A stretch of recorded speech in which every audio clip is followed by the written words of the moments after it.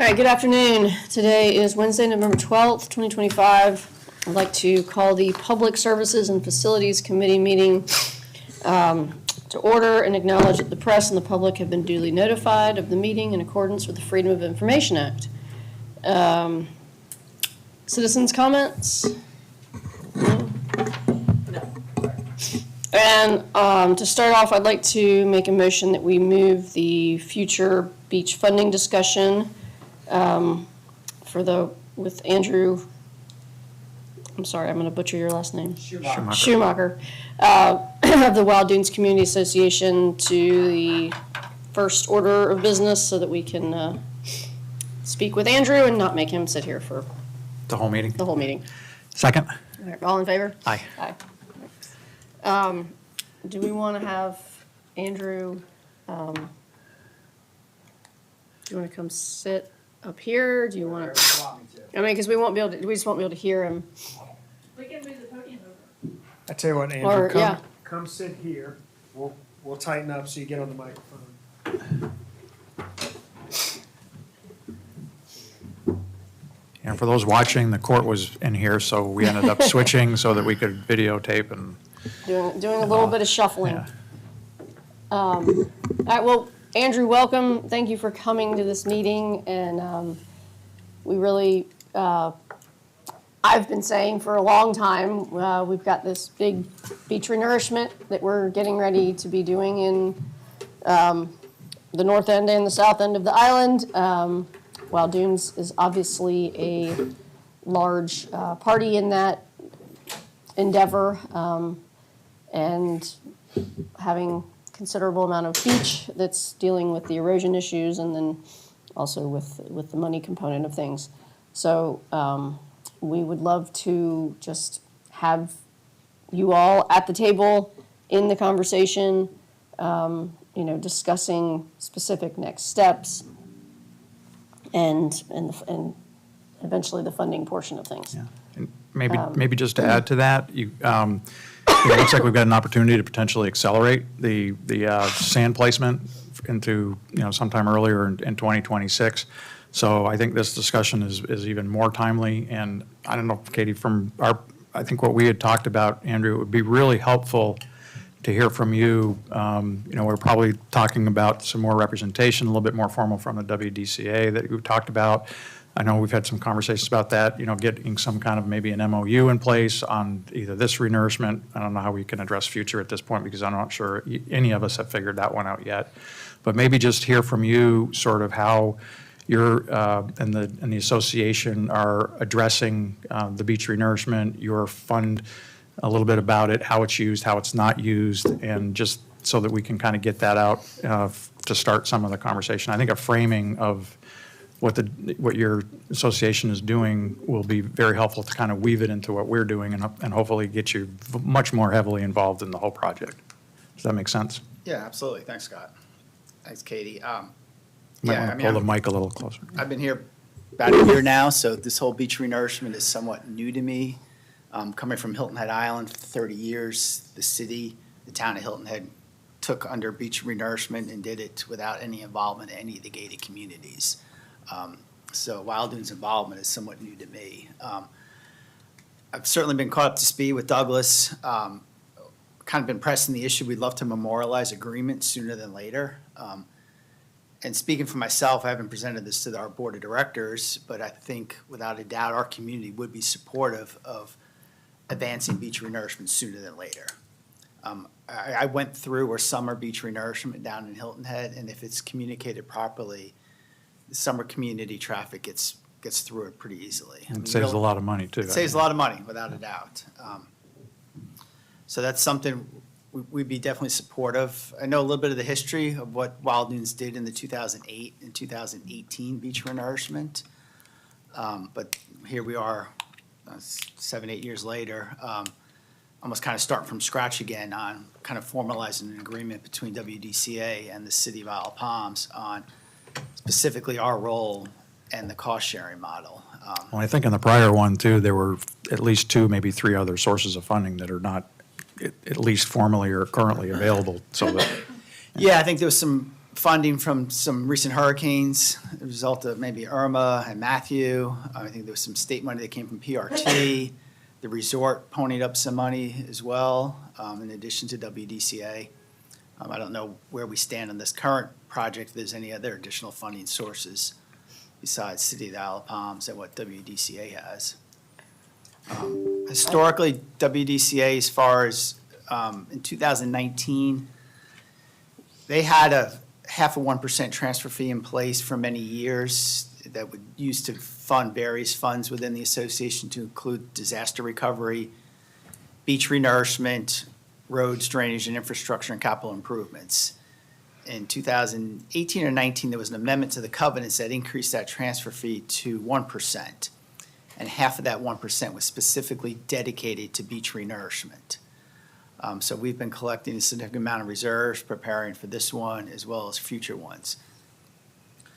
We, WDCA, would like to take a long-term holistic approach to funding beach renourishment versus being reactive, to be a little bit more proactive.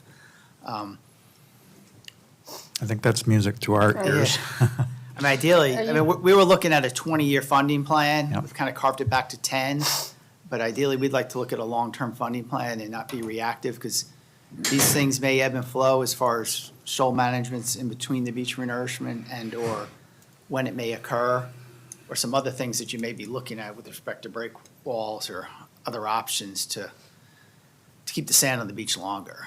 So we are trying to take a long-term holistic approach to this with respect to beach So- renourishment and funding. So for things like that, what is is there I heard that Wild Dunes was getting together a smaller group that would be dedicated to this, is that?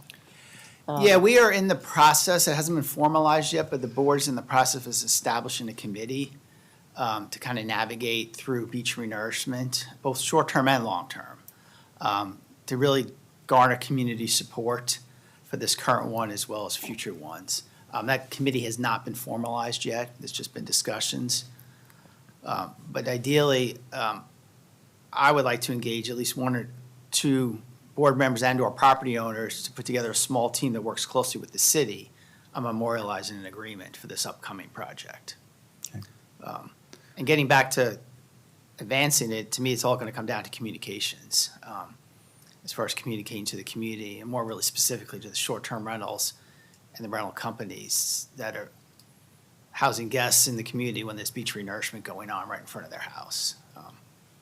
Like I said earlier, it was successful in Hilton Head, but it was all driven by a really strong communication campaign.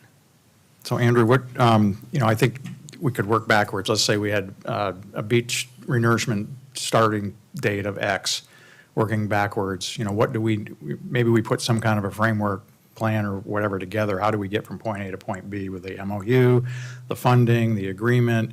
I think a big key to this is, the last renourishment estimate that I saw, and I think that was formalized from Stephen as well. We had the 5 million mobilization. We had a $15 per cubic yard sand estimate. We've now got a $750,000 roughly soft cost, I think, for the management of that. So that at the 1.76 million cubic yards estimate, that puts us right at around $32 million for total. Is That the includes last. the south end as well. That's everything, yep, and we've got it, and I think the schedule now, if we prorate it by, cubic yards, it's 1.2 million to the Wild Dunes, and the rest of it, I think, was 560,000 cubic yards to destined for the south end of the island. It's So- about 2/3, right? Is that Yeah, about roughly what the- 2/3. Yeah. Yeah, I thought the cubic yard numbers were a little bit higher. I thought it was 1.5 for Wild Dunes. And I think that's what the permit was, but again, this is where the reconciliation, I think, needs to occur. What Steve has done is he's permitted it, I think he's actually permitted at 2.5 million cubic yards, Yeah, so that makes we have headroom so that we can go up. And, given the state of the beach, we may go up. I don't think we know what the final number is, but the budget that we had in the city budget was for the 1.76 million cubic yards. That was based on the healthy beach profile that the Beach Ad Hoc Committee had gone through. 1.2 million going to Wild Dunes, the 560 to the south end. But even in our budget, we only have it at $12.50 per cubic yard, so we're shy about $4 or $5 million right now in our own budget. So that, I think those are sort of the parameters. And aside from the money, I think it's the whole implementation side about, what do we do to ensure that we've got the best implementation opportunities here going into the project? Yeah, my last meeting with Douglas and the mayor, we discussed starting that framework, which would eventually lead into an MOU. I don't think it's made such traction. I think we've all kind of been waiting to see how the elections panned out. Yeah, And that got extended 2 more weeks. Well, yeah, and I think what our approach has been, or wanting to be, we should probably, do this. This is a council issue. We should do this kind of in the light of day and be very transparent about, who's doing what and how we're going about it, so. Yeah, so I guess I would just say that the issue that the city does face with an MOU is one council can't financially obligate another council on a project. Yep. It wouldn't be proper to do that. So we've kind of been saying since, for the year or 2 years we've been talking about it, that once the council is in place that will oversee that project, that's the time that memorializing the agreement makes sense. Can we do a lot of that But it- pre-work? I'm But sorry, go ahead. it has to, I mean, last week, we agreed to almost $700,000 for the Yeah. oversight of this project. I mean, when you have a project this project is going forward. I mean, there's in flight, there's yeah. there's no way that we can, I mean, I guess we could not do the project, but, I mean, I understand, like, the actual signing of a contract. I mean, I don't know how that's possible. The city couldn't do anything if that was the case, so. Well, so we, to your point, we've been working on the framework of what that MOU would have. That's and that framework right now is the city paying 45% of the portions inside Wild Dunes paying 55%. We're still working on other contributors. The state, we don't know of any federal opportunities. We should have the bulk of that back, probably in January, that we could more formalize that agreement.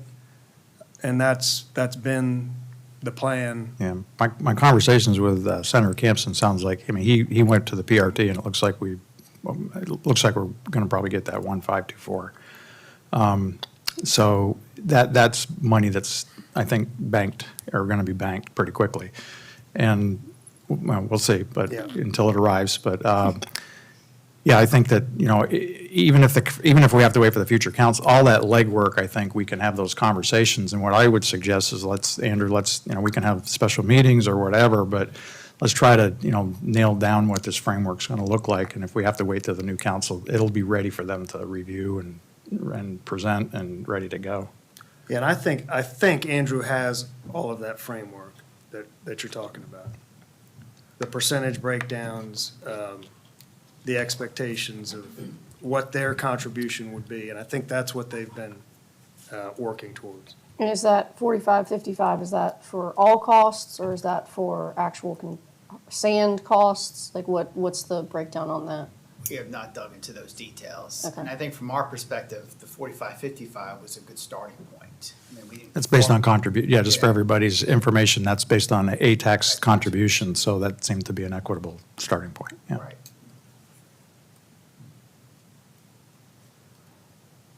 Okay.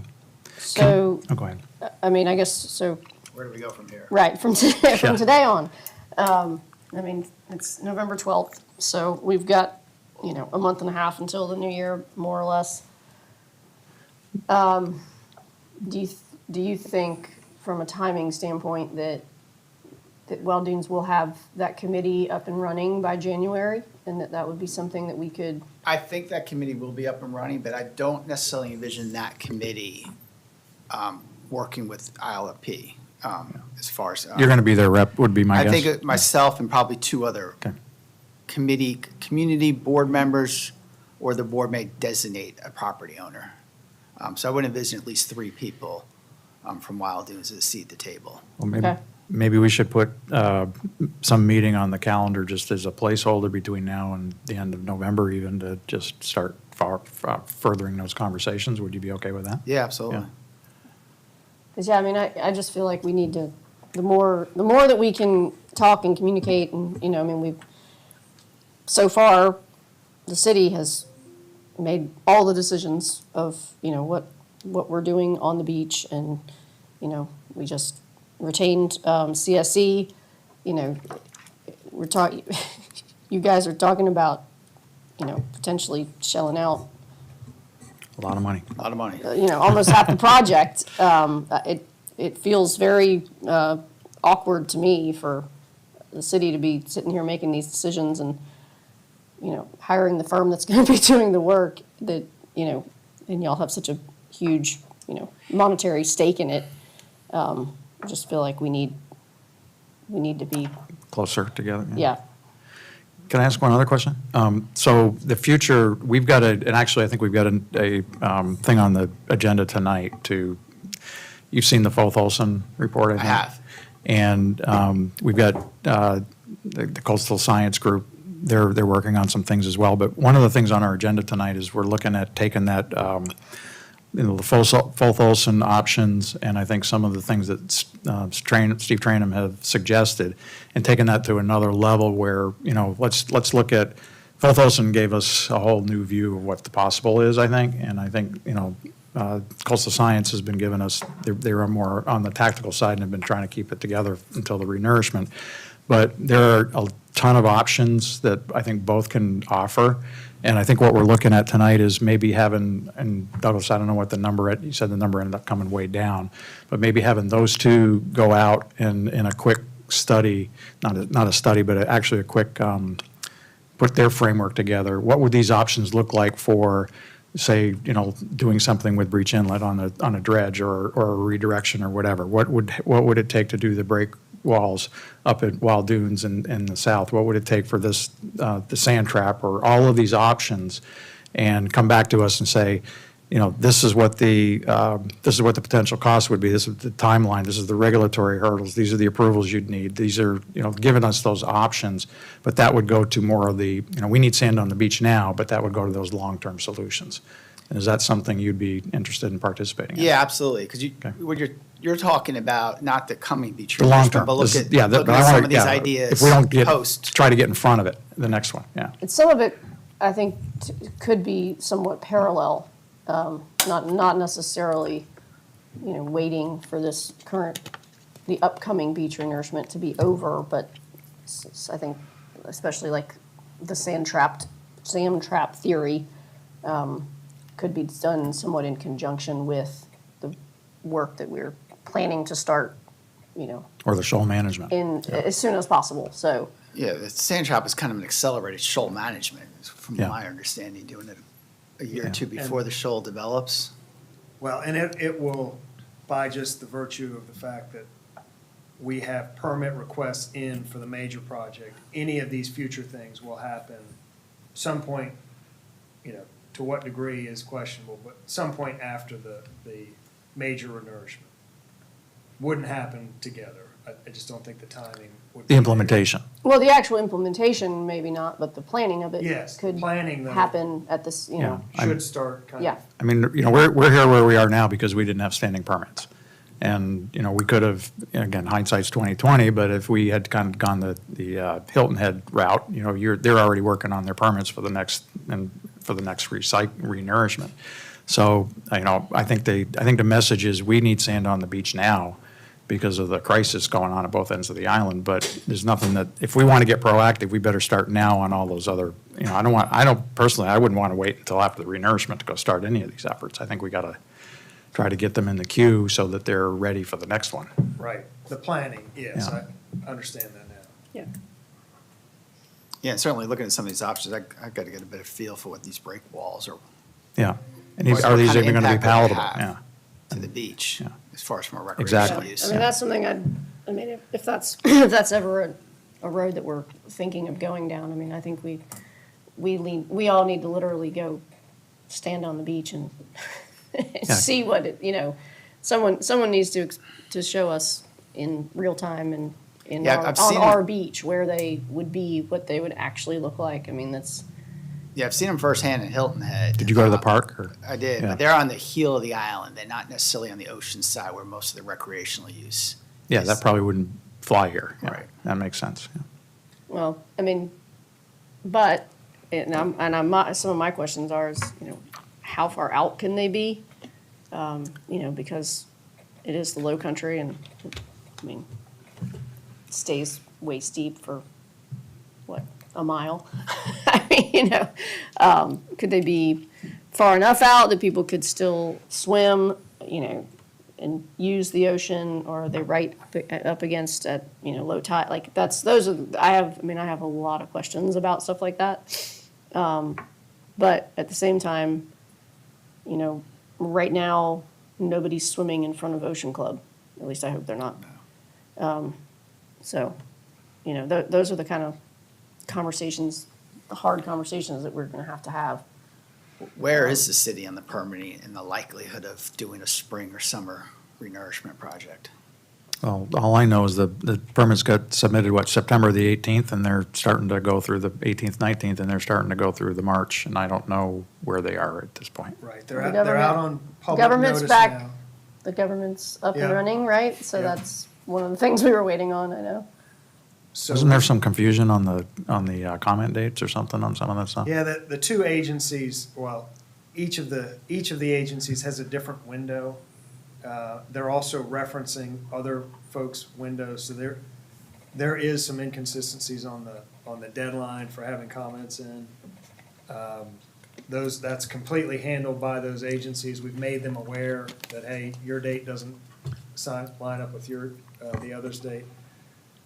I don't know that it's, at the end of the day, they will accept comments until the permit's issued. And regardless of which one you submit it to, they all have to be answered for by the city or the applicant. So I don't know that it's an issue for them, but they're aware of that, and the agencies are addressing it as they see fit. I did want to back up a little bit to, Scott, was your question about the potential future studies and the community association's willingness, was it a willingness to participate in terms of the cost of those studies, or what was I mean, your I think question? those studies are gonna be so nominal that, and we just wanna get them going the conversations you and I had, personally, my position would be if we can get FOLF and Coastal Sciences to start running on that assessment. It didn't sound like, one, it was gonna take very long, or two, it was gonna be very expensive. But it's gonna be also a big benefit to the south end of the island. It's a holistic, I think, view of all of the recommendations that were in the FOLF-Olson report, plus everything else. I'd say, when we talked about it initially, let's just get them running as fast as we can. And I think, two heads are better than one on this particular exercise, because they might both come back with similar options, but different paths on how to get there. One may say, hey, you know what, you can't do this, when the other ones might say, hey, this is the way we can get through it. And I think we've got to really be, objective and aggressive on how far do we want to pursue these options? And then we've got to present it to the public to see if they're, palatable or not. And then there's going to be the economics that go along with it. But it didn't sound like that was going to be a big effort for them to kind of blow those out, because they do this all the time. They're just filling in blanks for each one. They've done break walls, they've done groins, they haven't done sand traps, but they've done a lot of this. So they know the regulatory, and plus FOLF-Olson's managing Hilton Heads, and they've been doing it for 30 years. So they're very familiar with they're now really familiar with our beach, and now they're also very familiar navigating the approval process. And they're pretty good at the cost side of it too. Yeah. Yeah, I guess I was asking just because the kind of longstanding tradition has been that the city has paid for the design, kind of all of the design work, and to Katie's point earlier, because we're in the driver's seat of that effort, it kind of results in the Wild Dunes Community Association getting whatever it is that the city has developed. So I didn't know if your question was, is there a willingness for the community association to burden some of the cost of that planning, and by virtue of helping with the cost, I guess the the benefit would be you'd have more of a seat at the table in making the kind of original decisions about the project. Yeah, I think that conversation is maybe for the next couple of meetings, just to figure out, let's see how big or small these costs are and how fast we need to move on them. And there will definitely need to be, those improvements, whether they're breakwaters, groins, geotubes, whatever they are. I mean, they're gonna be a real change in the landscape physically in that community, so there would Well, that definitely may be a not need be, for yeah, the. that may not be our, that's Right. not our decision. That's something that, I think this is one of those things where we're just trying to lay all options on the table to consider and then consider them. Yeah. Is there a deadline of where you would not pull off beach renourishment in the early part of '26 and then just punt to the winter time? Or is No, the I think- plan to get it, whenever you get the permits, to move forward with it? Yeah, I think as soon as we get the I mean, we're now planning to do the project at almost the worst time well, it's the best time for cost, but it's the worst time for visitation. Previously, we had planned to do it in the best time for visitation, but worst time for the cost. So I think we're kind of running it at both scenarios, which would allow us to do it whenever the permits come in. I thought Steve, though, said that in his last presentation, that the disruption even during a renourishment it's not nothing, but they could contain it to roughly 1,000 yards of beach at a time, Yeah. which is about 3 football fields. Right. So that, again, that's not nothing, but, somebody's going to be impacted. It's just a Right. matter of, it's not going to be like what's going on down here with the Army Corps. It moves along pretty quickly. That 1,000 feet is a moving target. Yeah. It just keeps on working its way down the beach. Yeah, I think we scheduled 2.5 or 3 months total disruption. At, to your point, 100 yards, or a few hundred yards at a time, kind of just moving its way down the beach. So there is a possibility this could occur in the heat of the summer. Yes, Basically, that- the I middle of mean, June to the middle of August. At the end of the day, that's actually I guess that's what we're currently hoping for. I think the big variables are how fast can the permits realistically get through all the processes, or, with the environmentals and the logistics, and then it's about, getting decent bids. A lot of these dredgers are already scheduled up for the summer. So I think that's gonna be, unless there's some dredger out there we don't know about, but I think that the Hilton Head project's probably not gonna be done until August. That's been delayed by these storms we've had. Yeah. Um, So they're, and I think that's Marinix, or, yeah, I'm not sure. yeah, the dredger. So they may be out of the ballpark for a summer renourishment, which would have been good because they're just they're very close proximity. Yeah, last week, we just spoke to them, and it was July that they were demobilizing July from that project. Now, That's before the delays, or we don't know. Yeah. That was last week or the week before. It was very recent. So that'd be an. But they yeah. are sliding. Is that the one that we're looking at? Or Yes. that is? There's two that were, so the same, we have a little bit of the same, there's a project in Myrtle Beach that will also, has a different dredger, but they will also be in the area. Great Lakes, who we've used before, will be in the area around the same time doing Myrtle Beach. So there's kind of two lead candidates. There's another one, Weeks, that's in the area pretty consistently. So there are 3 real targets that we expect would be Bidding on it, available, bidding, and then there's some outliers that could show up as well. Is the schedule in place already on what end of the island they start at first? No. No, and I think we've always defaulted to giving the, Well, I don't think they've ever renourished the Contract. south, so the dredgers haven't, the dredgers have never been down the south end.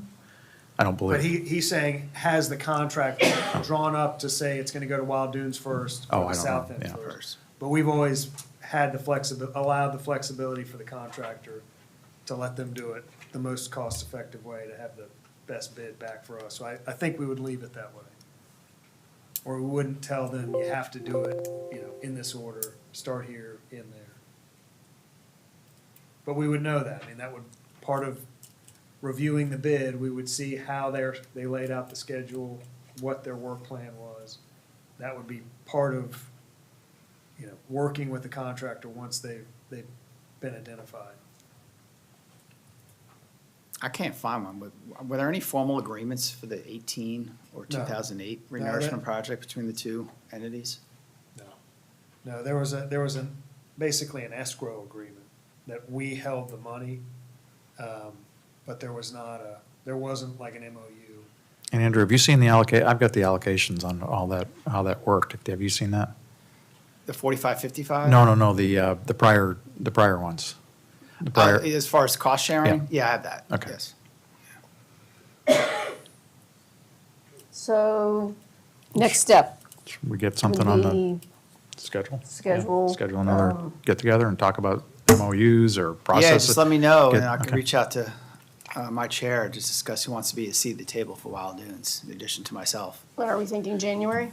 Is that, Or I wouldn't mind doing something or right should we after try to do something in Thanksgiving. December? I'd prefer to do something sooner. okay, so you've got, I mean, you'll be able to get people together sooner than that. Yeah, I don't know how the travel plans Yeah. are, but we could work around that. Things- But yeah, I things should get be able to weird. pull. Do we want to try like right after Thanksgiving? Or is Yeah, that that's too the soon first or week of too late? December. Is that Yeah. December 1st? Yeah, would that End give of us, November, beginning of December. that might give us enough time to maybe try to gather up some information, get an agenda together that we're all comfortable with and just get back together. Sure. So that would be, If yeah, you were supposed to, if you had a regular committee meeting that month, which most of them don't, it would be December 2nd at 9. I'm good with that. I'm just throwing it out there. I'm good with that. yeah. Does that sound good to you? It works for my schedule. I'll check with others that are going to join me. Good deal. All right, cool. And we should hopefully know a little bit more We might have more where we information. are on- on the permitting and yeah. all that kind of stuff too, so. Yeah, if there's any framework, any draft documents that you could get me in advance, then we could start. Well, we definitely have the budgets, which I think, and we've kind of run those every I think we've got to different way. update ours, yeah. 1250 a cubic yard, which is, It's 15. I think our 1250 is what, Yeah, I it mean, was 1250, it's 15. I think our budget is. 1250. Is 1250. Yeah, no, we need to update our budget. Our budget's off, and then we also had a slight overrun on the, this last approval went over like 150,000 or something.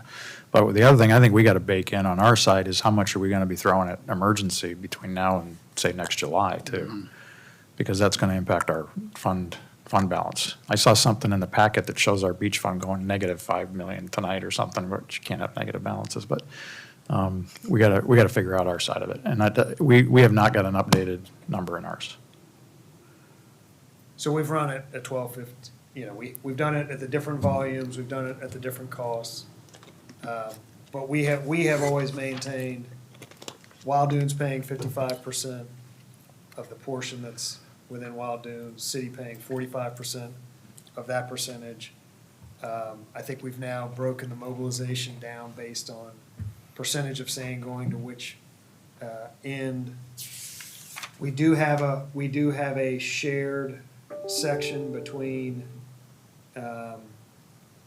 58th and Grand Pavilion that is within Wild Dunes, but also public beach. So it gets there's a little bit of a shared area Slice, there. yeah. We don't know, and I think we've assumed, we'd have to look at the assumptions for those blocks in our financial. Yeah, model. maybe we, at that meeting, we try to finalize all the assumptions and see how it rolls, yeah. Earlier, Scott, you said the number was about 1.76, 1.2 in Wild Dunes and about 500 in the south end? In our, that's, I can point you to the actual budget page. It's 1.2 million cubic yards to Wild Dunes, and then it's 560 to the south. We had a 1250 assumption per cubic yard, which is now 15, so ours is short. And the mobilization cost for the entire project was 5 million. And then I think we had a few bucks for the consulting piece of it, and I think we were a little bit over on that. But just those metrics, I think, worked out to 31.4 million for the sand and mob cost, and then you can divide that by the yards to get your price per cubic yard. I think we were at 17.59 a cubic yard. All in. Yeah.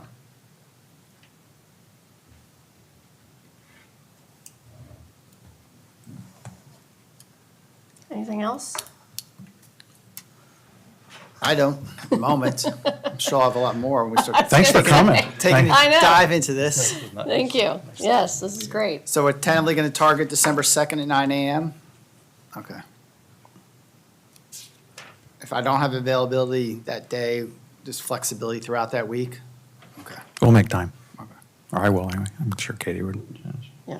She's always telling me where to be. I'm around. Yeah. All right, thank you for having me. Yeah, thanks a lot. Thank you. All right, so next we have, well, we had citizens' comments, but I don't believe we have any. Approval of the previous meeting's minutes.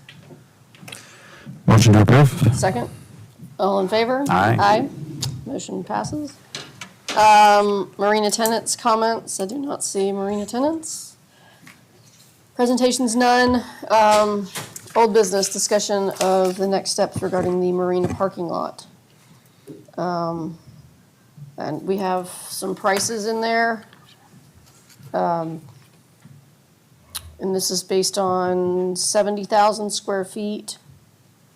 So gravel is 180,000, recycled asphalt 200, asphalt 400, and asphalt roads, gravel parking is 350.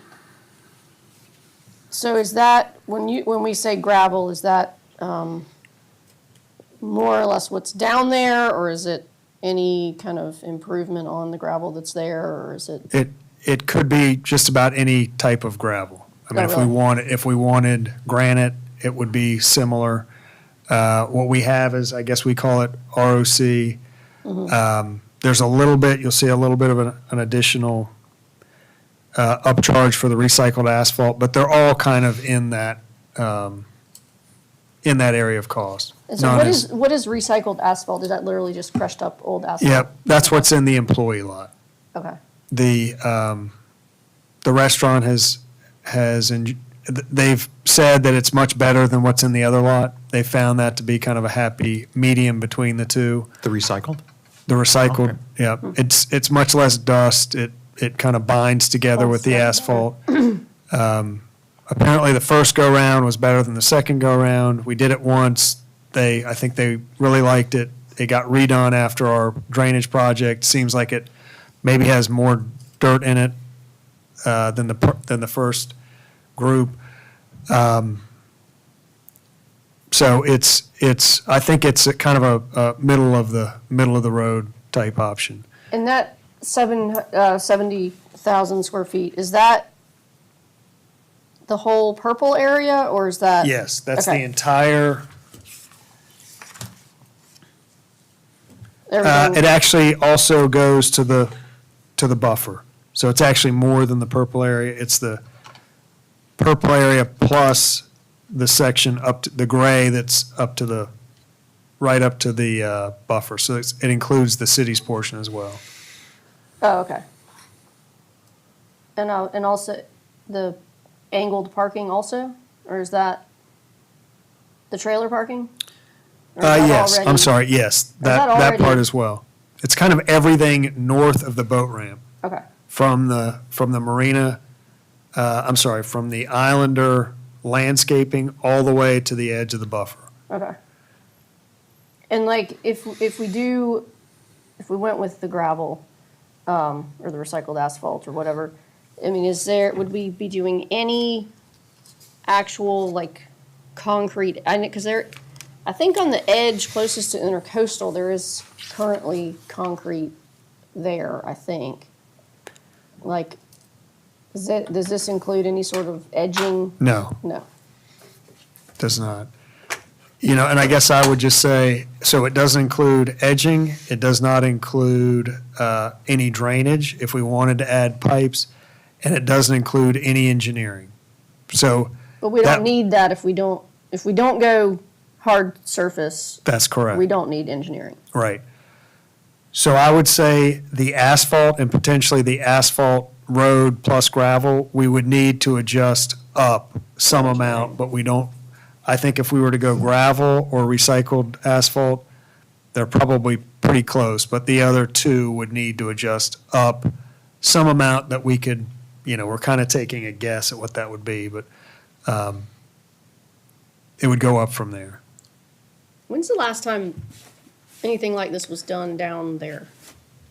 Like, anything like what? Like a surfacing, I mean, have we done any sort of, I mean, like the gravel that's there right now, like, how long has it been there? Well, I think, Last week. yeah, so, We just regraded the whole parking lot with ROC last week to fill in those potholes and yeah, the shared ruts and all that. the shared lot gets some level of attention pretty much annually. That's done in the off-season, kind of each year.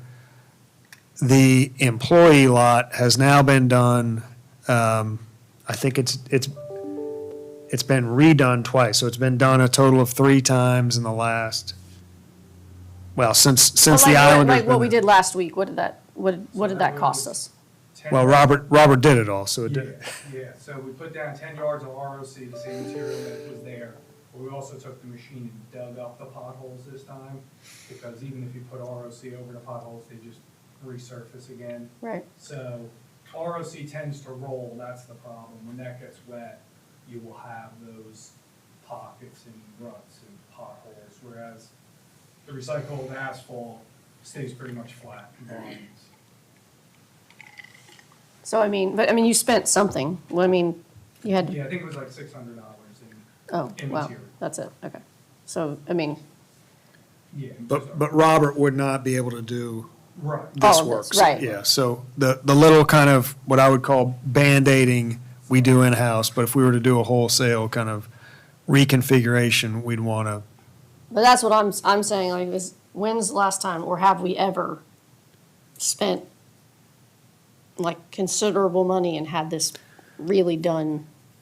no, we've never, So we, no. we paid, I want to say that we paid maybe $40,000 when in the recycled asphalt lot, and we had to pull up, there was stuff that had to be demoed, there was an old foundation there, so we spent about $40,000 during the Islanders renovations.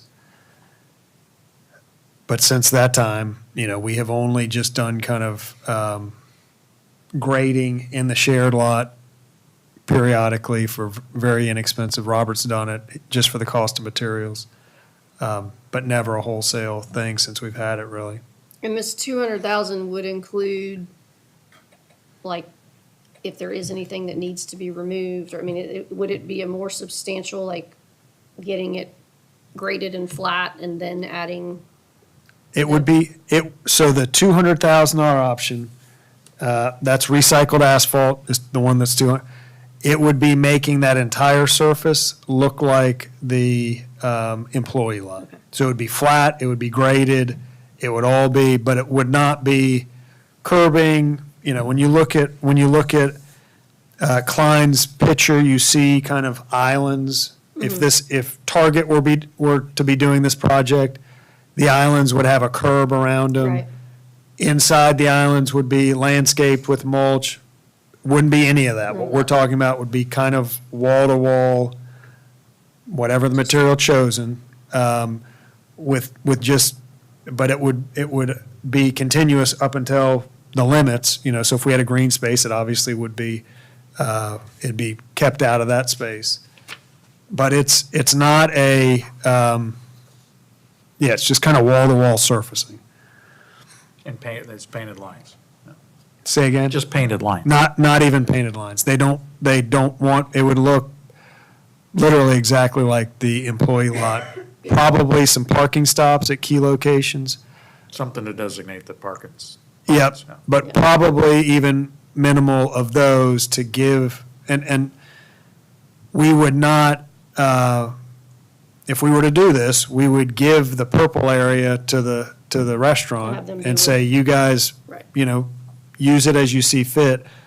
We would probably, do something to delineate the city's lots, the city's spaces, at least curb stops, signs, that type stuff. Or we could do a different surface on our part if we chose.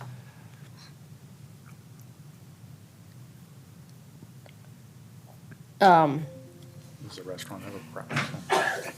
Well, I mean, I kind of feel like, it seems to me that if the restaurant's been more or less happy with the recycled asphalt, it sounds like y'all are saying that it's more likely to stay flat. I mean, driving through Yeah, there, and it shows it in the employee lot. It stayed flat. We've had construction go through there. They've redone it since then, and it seems to be staying pretty, like that. Do you have a and then that rec- would be the type of thing that you all would be able to go in on an annual basis and, I mean, the hopes would be that we wouldn't really have to after that. I believe if they Or the- grade it properly, get the base material, and that asphalt down, they roll it afterwards. I believe they roll that whole parking lot. It should stay like that. But Okay. yes, that is something, if we had to go in and just grade it. Do to small- take some of the unevenness out of it. So I guess I would interject a couple things. At this point, the only thing we're trying to solve for is the restaurant tenants have indicated that they would not consider any lease adjustments unless there was a commitment from the city to cover the expense of making these improvements.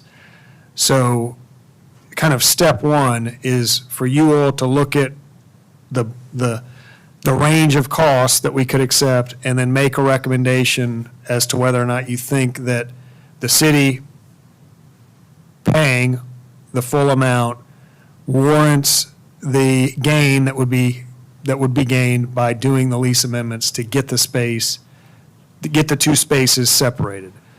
I If just- you were. Hang on, I just realized this, if you're looking at the whole area, the whole purple, a good portion of that purple area is already concrete. Asphalt, Right directly in front of the restaurant. that's correct. It was my understanding that we wouldn't be messing with that area. Is that, So it's in very bad shape. I think that they would, if they would, just to make it uniform, probably dispose of that. Or it could go, I mean, it could be left if they chose to, or it could go over that material. So I think can you leave it there? we could go over it. We could remove it, go over it. We could leave it there for them to find out. I think that would be a decision for them. If they were to make that decision, it would have the effect of lowering the cost, obviously, some amount. But the only thing we're trying to solve for now is, are you all comfortable with some expense, ranging between probably 200,000 on the low side up to, if the city were to want to do drainage and curbing and asphalt, probably closer to 500,000. And if you are, that would be a recommendation and a vote from council to, yes, we're wanting to do this. We've committed to doing this, and we would then begin the work of amending the leases. My expectation would be that once we amend the leases, the work to maintain that, I mean, I think part of this, kind of to get back to the question to Robert about future maintenance, my expectation would be if we amend the leases, that maintenance would be on the tenant. So we would not be. The purple area goes Right, away from us from right. then on. We Yeah. would get it set, reset, established, and say, okay. And then it's yours to. not our problem. Right. We would still be dealing with what's purple I'm sorry, what's gray Yeah. on the city side of it. And there would be some expense to that, but depending on what route we go. But I think those, the actual decisions about what the material should be, I think that's a future decision. I think for now, it's just, is the commitment of doing the improvements, is the city on board with taking on that bill in exchange for getting the leases amended? Is the life of any of these different? I know the gravel's different, but I mean, recycled asphalt roads, gravel park, they're all the same. No, I think recycled asphalt is going to have a much shorter lifespan than it's closer to gravel than it is to asphalt. It would I need. guess it's 10 versus 20, is it Uh, 5 versus 10? Probably 5 versus 25. But the 5-year, it's pretty minimal in term, it's not a wholesale redo every 5 years. It's a steady kind of Band-Aiding, less intensive than what they're doing with the shared lot, but something. Not like asphalt where you can just kind of set it and forget about it to some extent. But it's also pervious and, and it's, the parking lot that has been down there and was, part of the original lease was, this is an improvement on Yeah. that. So, I'm just thinking there might be another way to go about this, but, I will say, we do hear the comment that one side of the marina property looks so nice after what Mike Schuler's done. Wouldn't it be nice, wouldn't it be a community asset for the entire parking lot to look like that?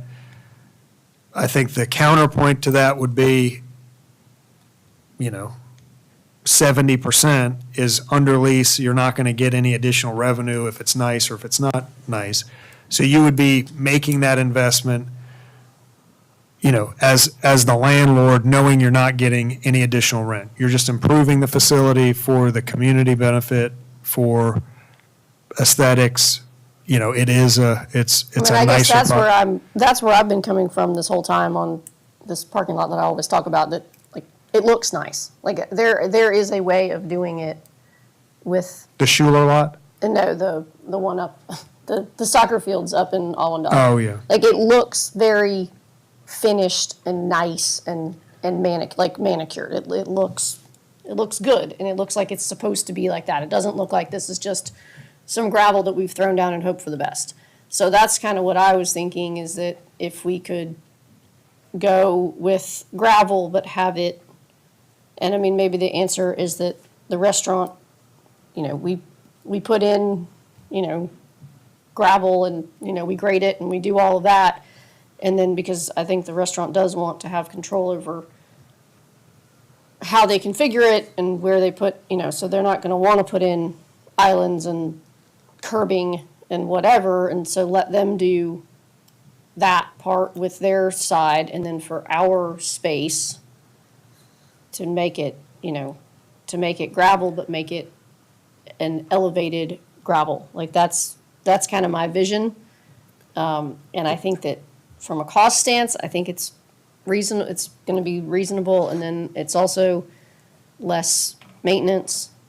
And we don't have to worry about the pervious, because we're right up against the intercoastal.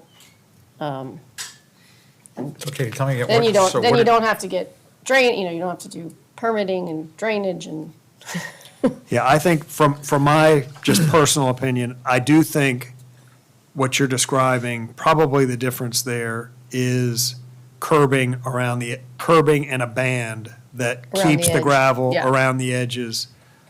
And it would add a significant expense. I mean, it would be, but we could figure that out. I guess that would be kind of a detail point to figure out how nice, what kind of accessories do you want to add to make it look more intentional than just wall-to-wall gravel, Right. which it well, I mean, I know we've talked about, at one point, we've talked about the area along where the ditch used to be, of making that an actual biking path, so kind of extending the Waterway Boulevard path down through there, so now you've got, that's a biking path, so that's obviously not gonna be gravel, so that's one edge.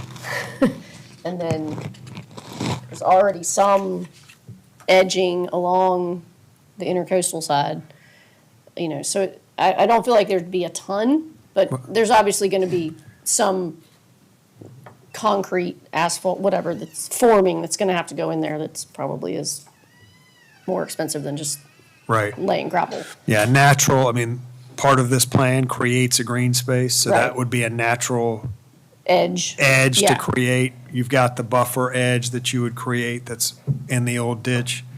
So there, if that was a component that you all wanted to add, we could definitely see about what it would take to do gravel, but to elevate it a bit to hopefully make it look better than just a gravel lot.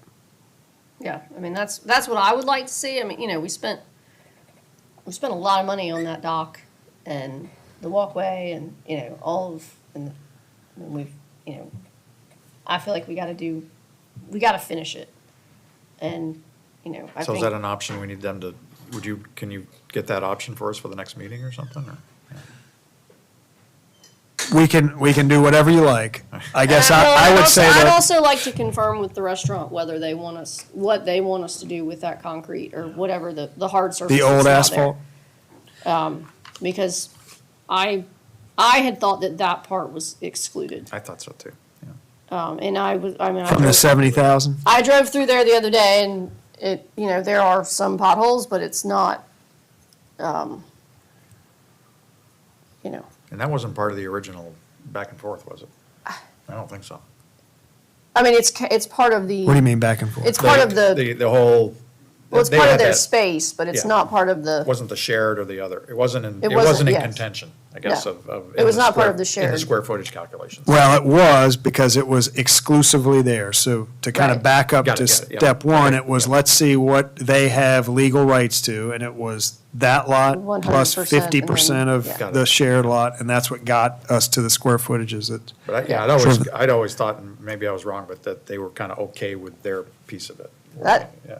and that was my understanding too, but we So, definitely need to confirm. Verify that. And if, you know, if it turns out that they would rather, you know, have gravel all the way across it, I feel like that's probably not gonna be that much more because it's already pretty much flat.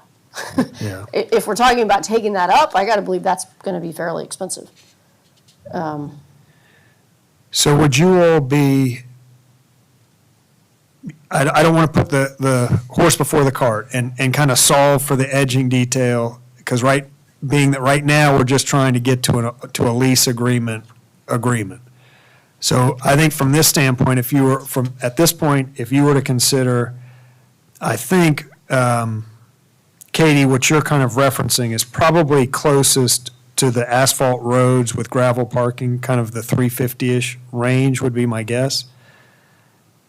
If you were to put your full council hat on, are you agreeable to committing to spending somewhere around 350 to be determined in exchange for getting the leases amended?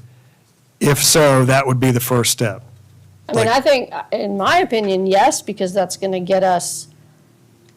also gonna get us a nice, completed, finished, good-looking, usable space down there. You know, like, I think it's worth, considering what we've spent so far on the docks alone, I think it's worth it. Yeah, But I do think we need to point out that the fancy part, you know, the upfit part more so is going to be for the city's property and the, you know, basically like the edging and the entrance to the city's usable space, not necessarily, you know, for the restaurant, we're gonna be giving them a workable, you know, newly graded, good, solid, usable parking space, but then it's gonna be up to them to organize it and alter it as they see fit, what works for them and what they want it to look like. So I think from the aesthetic side of it, and that's probably gonna be more expensive, is that's gonna be, that we'd be paying that for the city's part of it. You know, like if, for instance, you know, a pathway that goes, you know, all along where the ditch, or, you know, where the ditch was, I mean, that'll be probably fairly expensive. But that'll be for the city to actually get to the dock to use it. Right. Would you be, okay, or I don't know if you'd be okay with this too, Kate, just maybe, and I, I'm not crazy about doing one more cycle here, but we've got, we do have the question about the space that may be able to come out. That's gonna be nominal, probably. Yeah. Let me think To about get this. another estimate? Well, I'm thinking also, what is I would like to see kind of what the trend line has been on the overage contributions from the restaurant for the last couple of years and where it's trending forward. Because, we got to figure out how if we're gonna do something like this, we got to pay for it. If they're trending, because I think they contributed like $300,000 or more this year, maybe it was a lot more than that, on the overage on the Yep. lease. So, and this all is gonna be in that enterprise fund anyway, the Marina Fund. And yeah, I think Katie, to your point, maybe just kind of refine these estimates a little bit, kind of with the all-in. If we're gonna do the engineering, or if the engineering is gonna apply, let's see what that number is totally. And then timing, what is timing on this stuff? Is this something we're gonna do over the winter? Or if we Yeah, can't do an I agreement? don't know. Or they and- wait until next year? Unless it's, and we could probably do this in phases, we've thought a little bit about, if it was recycled asphalt, we probably could get that Do it done. now, If yeah. it was kind of wall-to-wall, either gravel or recycled asphalt, we could get that done in the winter. If it gets to curbing, asphalt, we start getting into design work, engineering work. That's a whole nother ball. Paving is a round of permitting. So that probably, that would definitely pivot to next winter. So it could be that but we would also have, and it's been quite a process to revise leases in the past. So I don't know that we can count on that being, We got another meeting now on the docket in a couple weeks. I mean, is that something will that kill us if we just do a couple? Yeah, I mean, I would like to see, what it would look like with a recycled asphalt, kind of wall to wall, and then plus, if this came at the same time or later, because like this bike path that I'm talking about probably doesn't make a whole lot of sense to do that until we do the waterway path, so that could be a phase 2. But for the sake of the lease, I think we could just go with, I would like to see what it's gonna cost. Even if we did it in a phase 1, phase 2, like what the city's all in when this thing is all said and done and looks nice.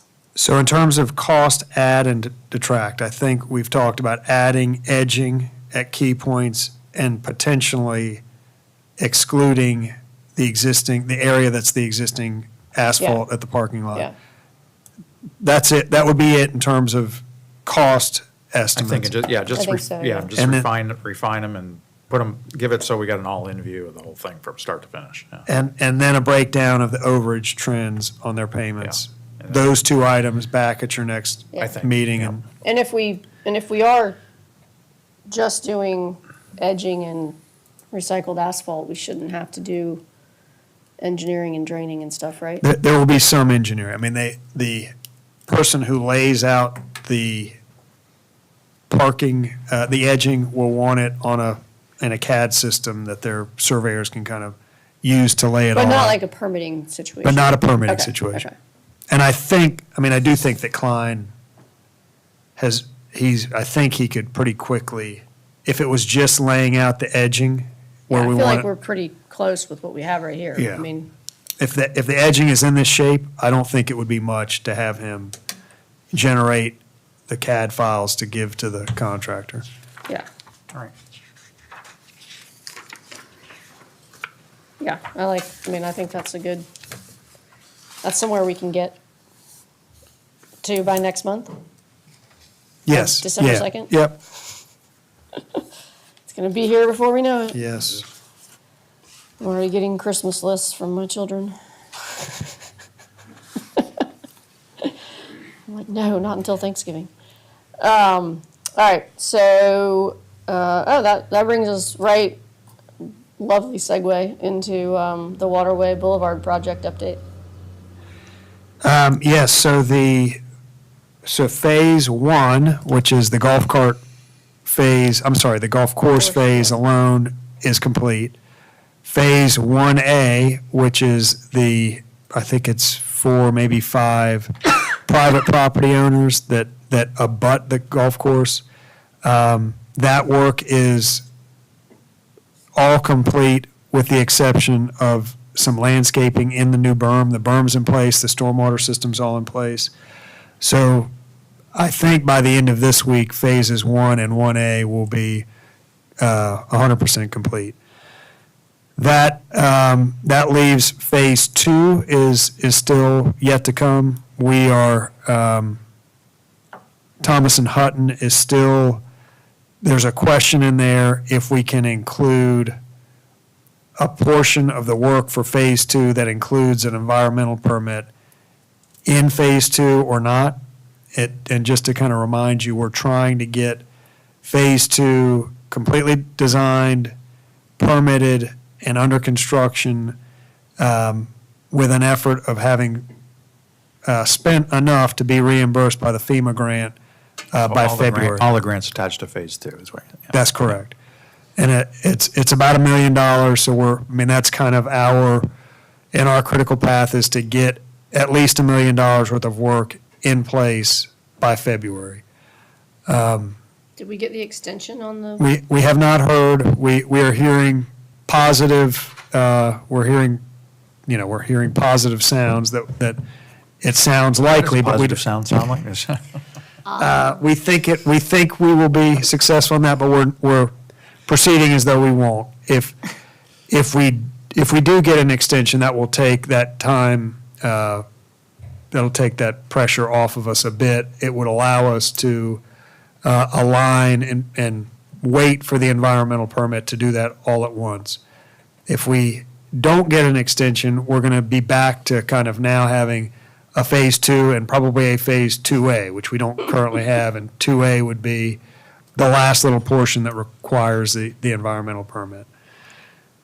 So the plan That there, is the actual like path, like is to phase 2 is the path, the multi-use path. is a multi-use path and some berms within that path. Okay.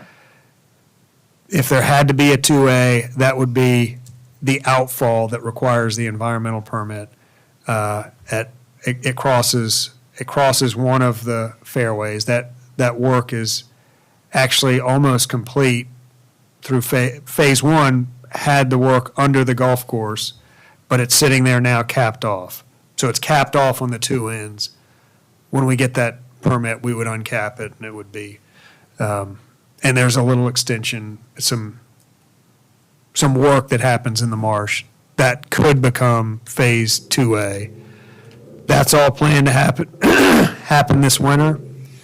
And then phase 3, which is behind the fire station and within additional private properties, would be planned for next year, basically a year from now. But I mean, we're shovel ready for the path soon? Minus, yeah, and we may now have the encroachment permits. There are 3 permits needed. 2 of them are fairly easy, and we may have those already, but we know we'll have them in time to meet the construction deadline to have some work in place by February. It's the 3rd one that's a little bit of a wild card. And that's the environmental, That's the environmental one. all right. So we should actually like see people out there working on this multi-use path in the next, In Soon. February. Well, closer to February, yes, yeah. but sometime over the winter. Sometime in the winter, yeah. And it probably wouldn't be finished by February. It would be $1 million worth. Spent money, yeah. Yeah, money by spent. February. And that's mainly the upfront work. Yeah. That's correct. So maybe a walkway by next summer. Definitely a walkway by next summer. All right. Yeah, so after phases 1 and 2, the general public will not even be aware of phases 3. It's in people's backyards. It's very kind of focused and outside of the public And even parts. this, if we did 2B, 2A and 2B, Yeah, the that- 2B would be not really, Adjacent to the marsh on the other side of the other side of the golf course. So Douglas, this is another one, I think the total project, I think, was estimated now, it's gone up to like 5.8 last time we were looking at it. Yeah. And I can't remember if that assumed the grant was in it or not in it. I don't And have that in front That's of me. another one, I think in our sheets that we're getting on a monthly basis, it still has it in there like at 4.1 or something. So that's another one we might need, I'm just trying to add up all the things got in front of us here Yeah. on the budget, and, at some point, we may need to, I know we just approved it in June, but we might need to kind of recast or at least a forward look where we are, where we're headed with the beach. And if the beach gets accelerated in and we got the overage with the waterway project, it's, millions here and millions there. Yeah. Maybe that's a topic for another day, maybe, yeah. Do you think that, you're saying, Scott, that you think the capital improvements sheet has the old, I thought I saw cost in there? that it might be in the 4.1, I could be off, but I thought, Okay, I don't we'll think we look at that. updated not the capital projects necessarily, but when we're looking at our forecasts or our packets and our workshops and stuff, I think it's got old numbers for the beach and it's got old numbers for the waterway project and others. We can go through it. Yeah, it might be, it's probably reciting the budget, the number in the budget. Yeah. Is that what it is? I Yeah. don't know. And that's, that's kind of the, cadence when you kind of know that something's over materially. Yeah. We probably should be updating our outlooks Yeah. on where we think we're going to We're land. probably seeing the budget number. It could be. Yeah, that's what I'm saying. If the budget number's in there and that's forecasting our cash balance or our, Right. our fund balances and our cash balances, and we know them to be not, accurate, we Yeah. probably ought to be updating those. All right. all right, next we have an update on beach projects. I feel like, Yes, or so, do we have So I- anything that isn't gonna be in tonight's? yeah, the meeting? only thing that I anticipated kind of reporting here is just that I think since the last time you all met, we did deploy, the council authorized a significant number of new, sandbags to be in place for the king tides that, have just passed. That work was done.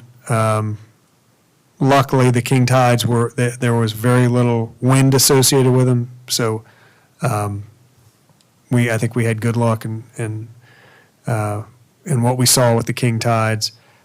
And then again, obviously tonight, full council is going to talk about kind of next steps with future work on the beach. But I just wanted to report the emergency work that was authorized has been done. There has not been. We don't have a real update from the Army Corps about their first work, the work through the ATNA project that's been so fraught with problems.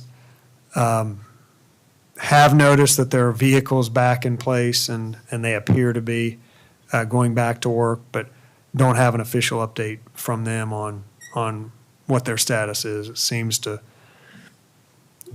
change almost weekly with them. The vehicles I've seen down there, it seems like there's just one or two kind of in the monitoring vehicles. It's like they're going up and down checking their pipe, but I don't know if there's Maybe any- that's what it was. I Yeah, there haven't was- seen any movement on the pipe itself or anything, but is there a way, Douglas, that we can, I don't know who we need to contact over at the Army Corps, but get some kind of a communique about even an updated schedule if they are or aren't coming back, so that the residents that we're counting on that, 25, 30,000, I know they've heard informally, but I don't know if all of them have that are out of town, if that sand's not coming anymore.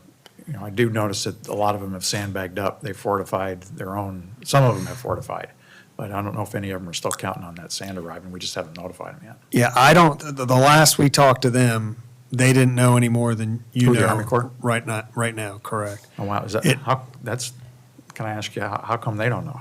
Well, because it's all dependent on what the reaction is of their contractor. The So they're current one or leaning. The new one? The new one is, I thought Aetna's gone, aren't they? no. Oh, okay. So the question marks are all with Aetna. And the ball is in Aetna's court to kind of represent back to the Army Corps, we've addressed all your safety concerns, this is the path forward, this is how we're going to meet all the safety standards. This is what we've done, this is what we want to do to get back on track. And the last I heard, which has now been about a week ago, they still hadn't been satisfied by Aetna that they had met the mark in terms of safety protocols. Do we know what the issues are, or is there, or? Yeah, I mean, they are just safety concern. There have been a number of incidents that have given the Army Corps it's made Army Corps anxious about their safety culture. Okay. Yikes. Yeah, so that How second do we part- feel about, are all the residents kind of comfortable, or are they preparing, or do they have the mechanisms to prepare for themselves, or what we're doing on the next cycle? The king tide's coming in another 3-4 weeks, or does it? I think that everybody's kind of set. I mean, I don't think there's anything we need to do. I guess that's really the question. I don't think there's anything we need to do right now. I don't think so. Okay. All right, next we have the matrix. Recommendations from the matrix. Yeah, so just to kind of overview, in your packet is the entire matrix with the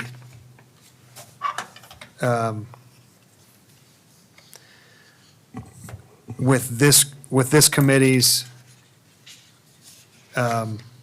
identified initiatives. The staff has gone back and looked at that and identified, I think, what they think would be the top 5, I think it's 5, and those have been highlighted in red in your packet. And that's the work of the Public Works staff and the Recreation staff and Amy, kind of sitting down and hashing this out. So the first one is outdoor spaces and recreation center. And then there's a number of different bullets under that. And it says what's been done is irrigation and electrical installation in process, added fencing and signs.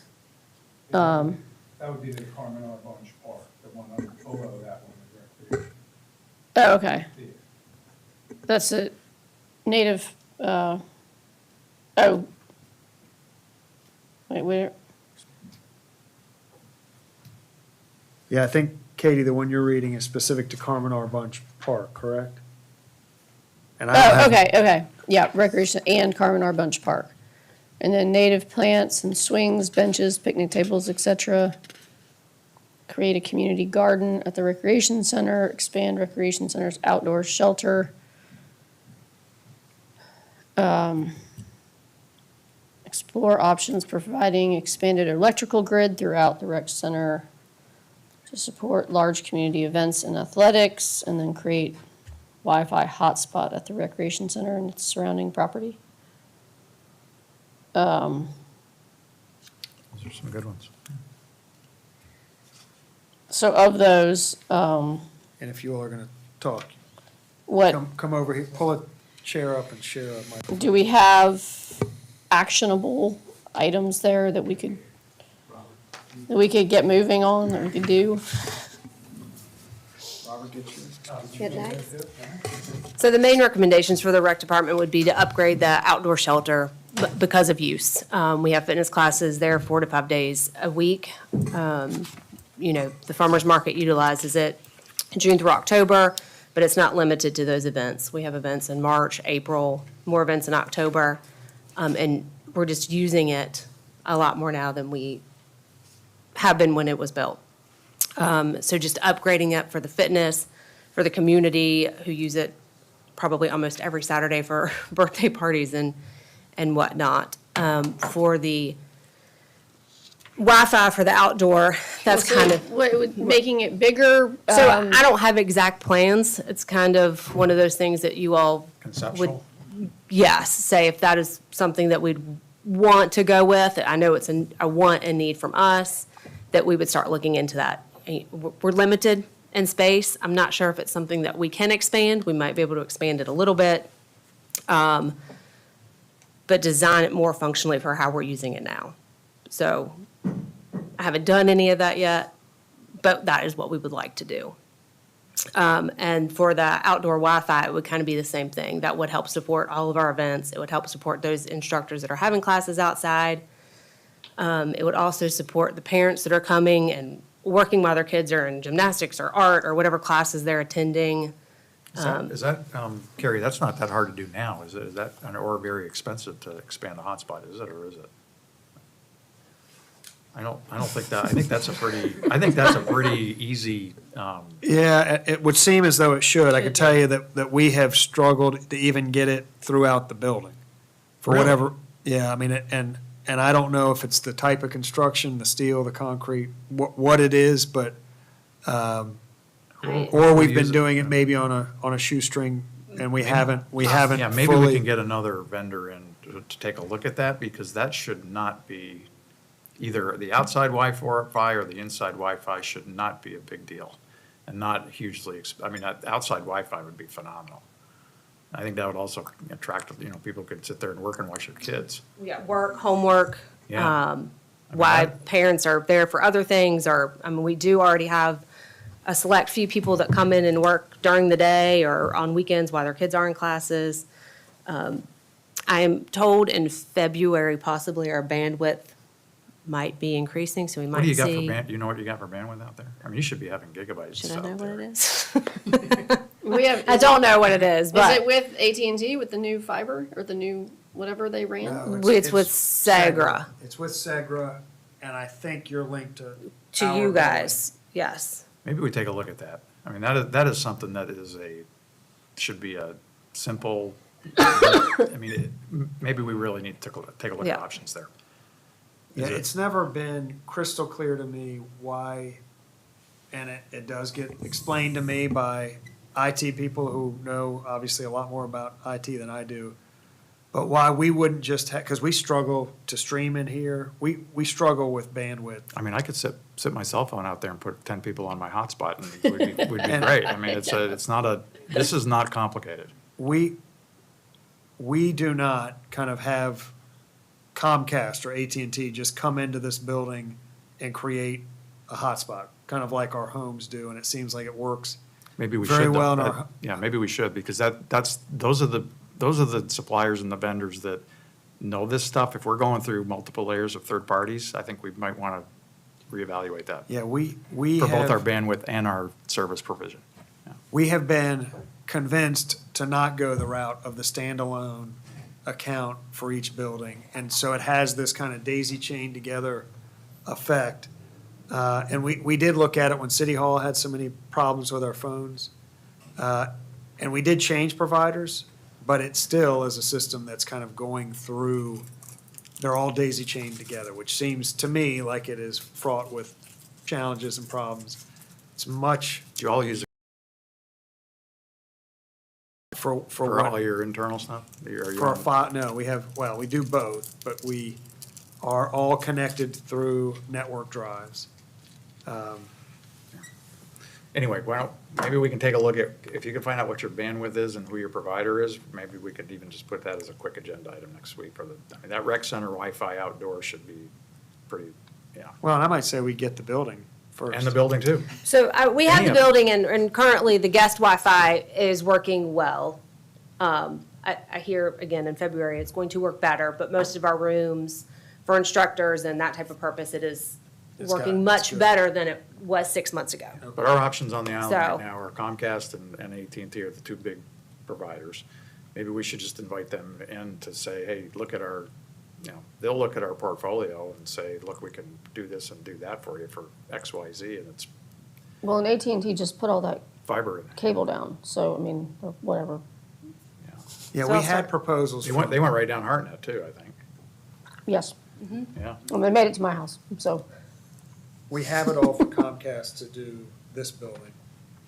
And And I have a son that would come and give you tech trauma on a weekend and set you all up.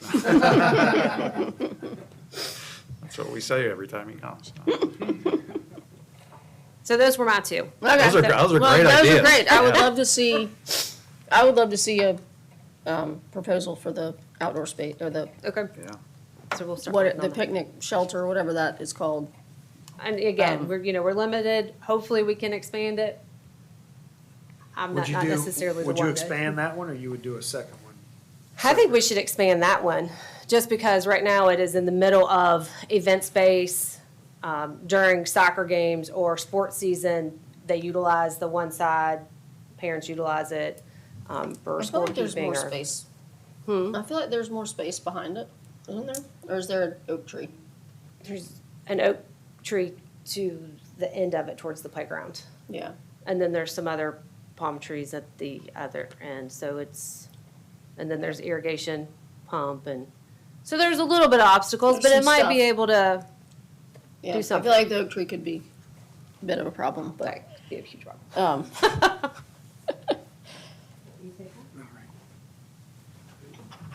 that's great. Yes, I really just had the one. Carmen R. Bunch Park, I always got the question, what is that piece of land next to Harris Teeter? So we started by doing some, fencing, irrigation, some electrical there. Maybe at some point could put, holiday displays out there, something to make it look a little bit more like a park. So with all that infrastructure in there, we could landscape it. Few more picnic tables, things of that nature. I don't think we have to go crazy with it, but at least to make it look like a park. How big is it, Robert? Acreage? Is it acre? It's an acre, but it goes all the way down to one of the ditches that goes out to the intercoastal, so there is. Yeah, you really only see about 60% of it. Correct. You know, the kind of front 60% is cleared and open-ish.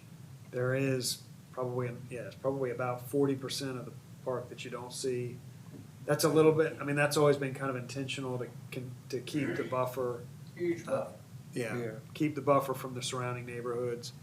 But if the city were to city would have the option of creating a new buffer and just tightening it up with more intensive planning in a thinner area if we wanted to expand the area. I think, to Robert's point, it's been a pretty underutilized green space as it is. There hasn't been really the demand that I would say warranted expanding the usable area.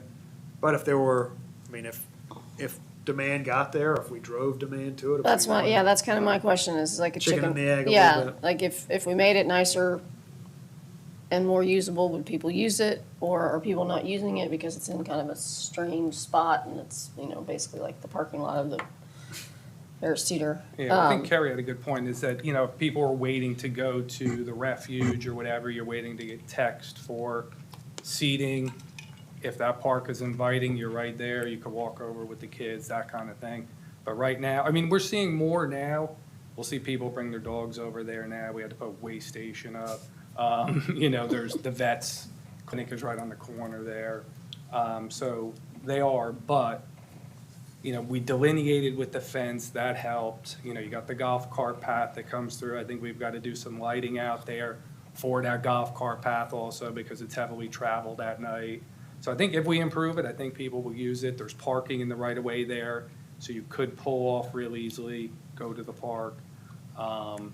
Is there something we could put there that would be more encouraging, enticing people to go? Picnic tables are one thing, but I don't know, I'm just, Yeah, so I reached out to the people at the Greenbelt program, because that's ultimately where that piece of property came through. And we could do any sort of outdoor fixtures, picnic tables, things of that nature. A pavilion could go there. It's still considered a passive park, so I don't know how far you could go. But I do believe you can put some smaller things that may draw some kids there with their parents, things of that but you're not nature. gonna be putting a pickleball court there. unless you want it to be. No, no. No, I mean, I'm just Passive like, park. no, yeah, okay. Yes. Yeah, I think, Swings, but, yeah, so like, but you could have, You know, if you ate an ice cream to go after dinner, just to walk over, so, that idea. so to Robert's point, that property was bought through Greenbelt funds, and when they authorized it, the application to them indicated it would be a passive park. So we're a little bit beholden to them in terms of what we can do, but they can modify that. I mean, if we got to, if the will of the city was, hey, we want to make it a little more active, we want to have a playground, a pickleball court, a basketball hoop, we would probably have to go back through them and ask for their blessing to allow us to do that. But, you know, it's not an indication that it couldn't happen. It's just there would be anything, there's probably a lot we could do to qualify as passive. I mean, it's, I would say it is completely just a green space. It's not even really a Right. park, so to speak. We could formalize it, you know, it could be a more designed, more Well, that was put in intentional. place when? It was put in place. Yeah, when? I mean, It was right when the Harris Teeter, probably oh, when. 15 when the years red and ago. white- When the red and white turned over? Yes, when to the red and white turned over, it was Harris Teeter needed that access road behind the building. The access road was the city's, so there was this kind of three-way land swap that involved a beach company, contribution, and Greenbelt funding and some city funding to make that happen. But there are some strings attached through the Greenbelt program. so, what do we think? Do we try to do a little something and see what kind of, you know, like you're saying, maybe clear it out a little bit more, but keeping the buffer? So this year, I don't Robert. know, frisbee Robert golf? installed the infrastructure with the irrigation and the electrical. Happened this year. Okay. Within the budget, within his budget. So that's been done. Yes, that's been done. Like I said, the fence has gone up. I've actually had the arborist out there looking, because there's a lot of grand oaks there, and that's one part of the island that is still kind of the way the island was. So one of the thoughts were to clean up those because they highlight the perimeter of the park. There's a lot of vines and junk on them right now, and then I also got prices for uplighting those oaks. So that would be all around the border, and then in the same fashion would light up the golf cart path as you're coming through that little dark area. Yeah. So those are the things I've done to date. The two estimates are the only things I haven't really executed, just because I like to see where. How much was it for I think the those? tree cleaning was like $6,500 to get in there and do a lot of the underbrush and all the limb pruning and then the vines off of them. And I think the landscape lighting was right around the same, maybe 7,000, somewhere in there. No, maybe not even, because I was doing combined two projects, maybe around 4,000 for the lighting there. Let me ask you, Kate, I just, was looking ahead on some of the other ones. The other ones are big stormwater deals and everything. Do we want to focus on this one for a meeting or two and just kind of see where this flushes out?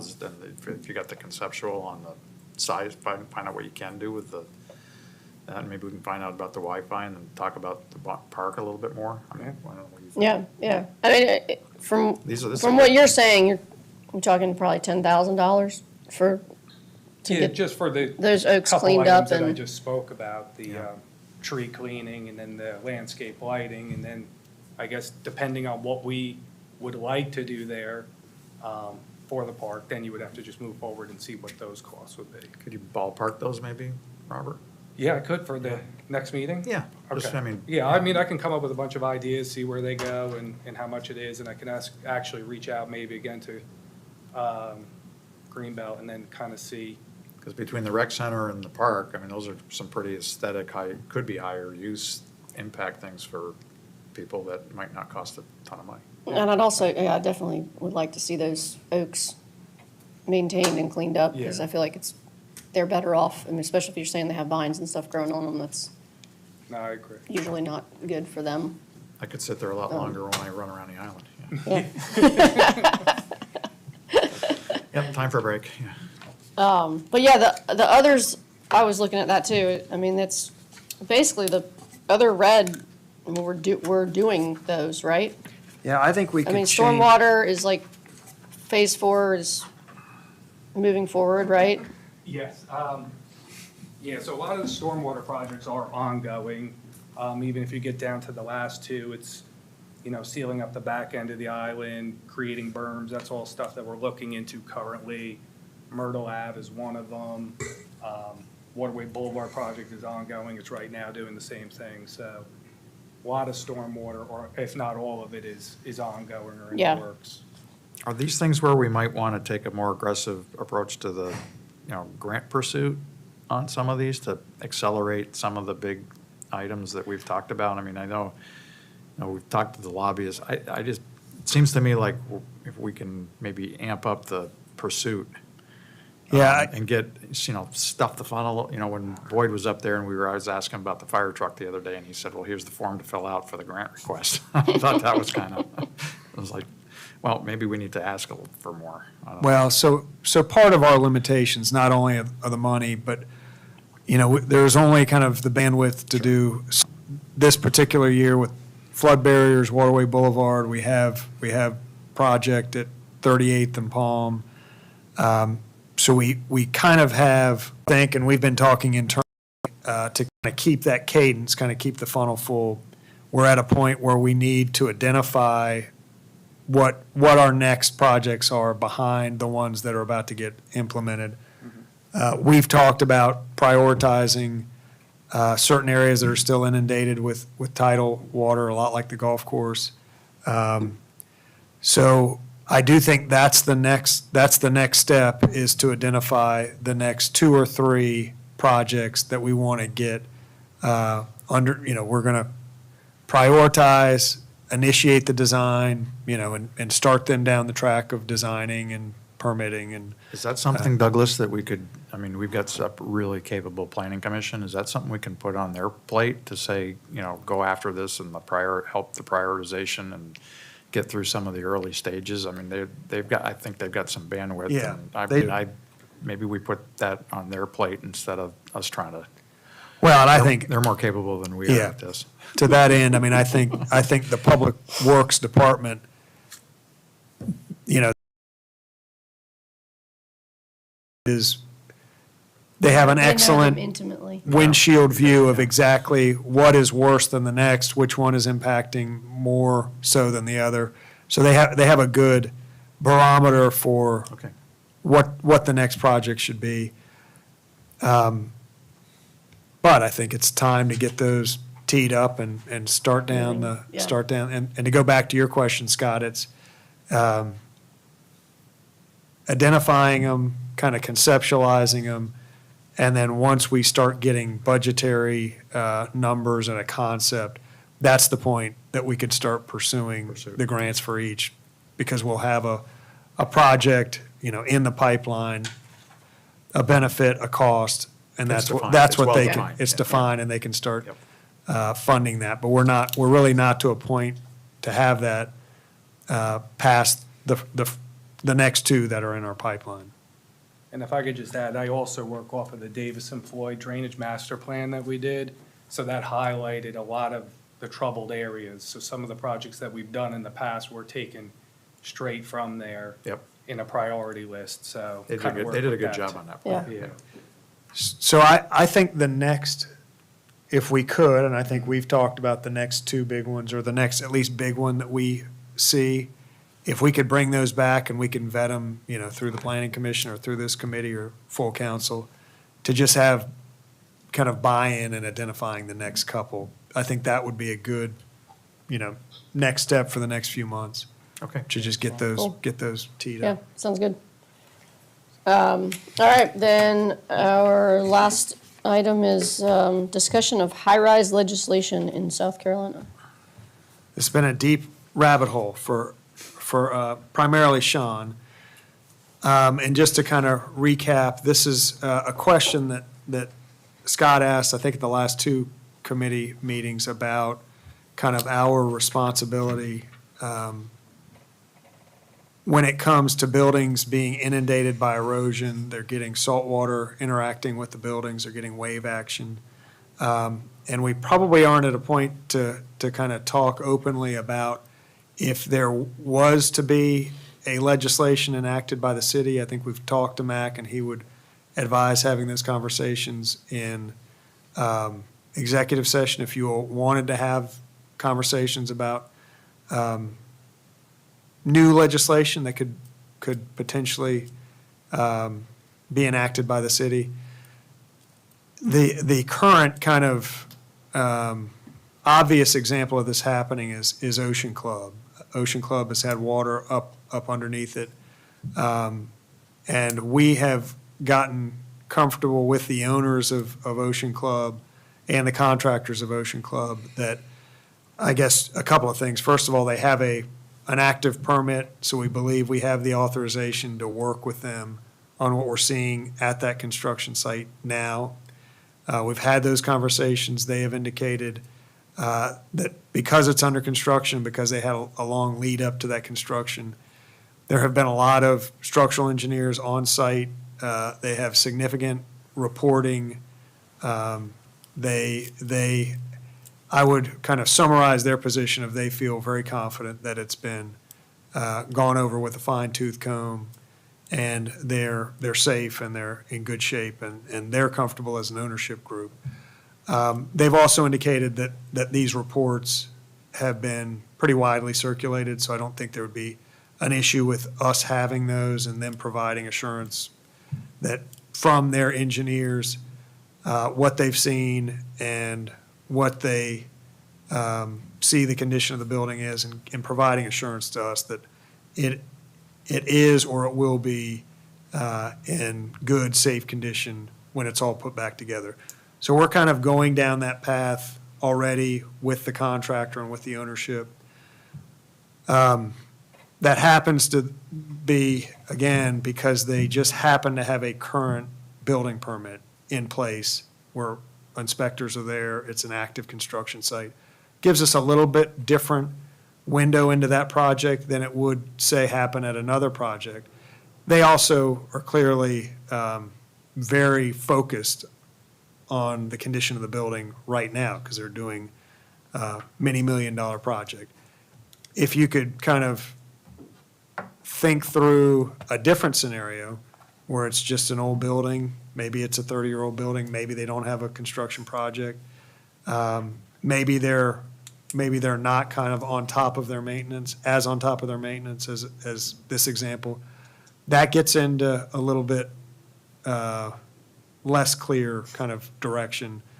That would potentially be a situation where the city could consider alternatives to kind of force the issue on an ownership that was resistant or hesitant to it. We're not there. Fortunately, we don't have that example now. We could certainly kind of talk about and plan. Sounds like you're satisfied. Are you satisfied? On the current condition, I think we're satisfied. Yeah, we're still working with them, and we still have work to do internally, but from a policy standpoint, I think we're satisfied at our current status. But again, there are examples that we thought up of, and again, we had pretty long conversations with the city of Charleston that deals with this frequently. Well, they're dealing with a big one right now. Yeah, they have a big one. And lawsuits because of it and everything else. Yeah, interestingly, I guess their big one, they are also not using any real special ordinances. They do, though, have, 300-year-old buildings that they do get triggered a different, unique City of Charleston requirement that we don't have.